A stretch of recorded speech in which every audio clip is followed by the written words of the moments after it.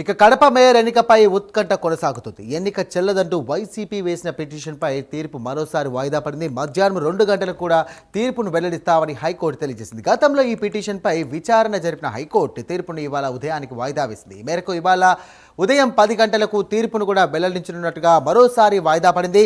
దీంతో court తీర్పుపై YCP శ్రేణులు ప్రజల్లో కూడా ఉత్కంఠ నెలకొంది.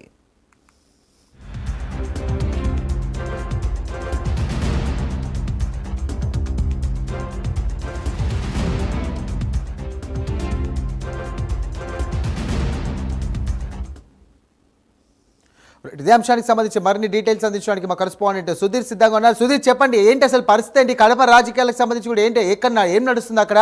ప్రస్తుతం మేయర్కి సంబంధించినటువంటి ఉత్కంఠ ఎలా ఉంది? అక్కడ ఉన్నటువంటి స్థానిక నాయకులు ఏమంటున్నారు?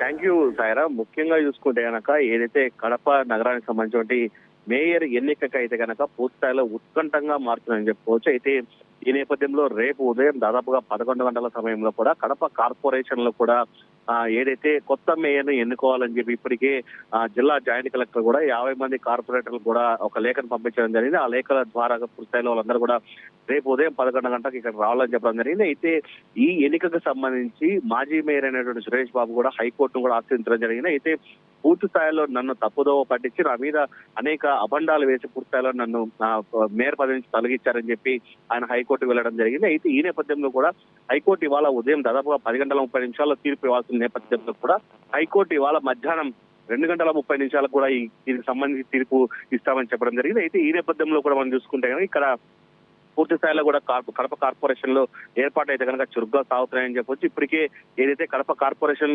చుట్టుపక్కల ఉన్నటువంటి 200 మీటర్లు కూడా పోలీసులు అయితే కనుక ఆంక్షలు కూడా విధించడం జరిగింది. బయట వ్యక్తులు ఎవరు లోన్ రానికుండా పూర్తిస్థాయిలో ఇప్పటికే ఏర్పాటు చేసిన పరిస్థితి అయితే ఉంది.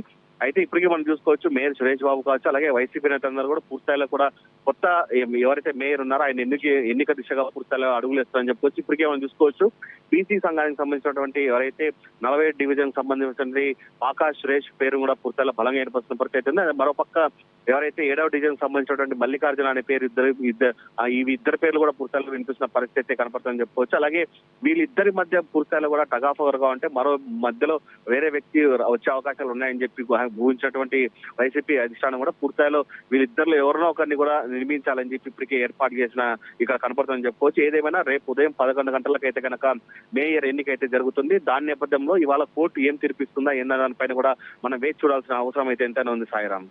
Right, thank you Sudheer.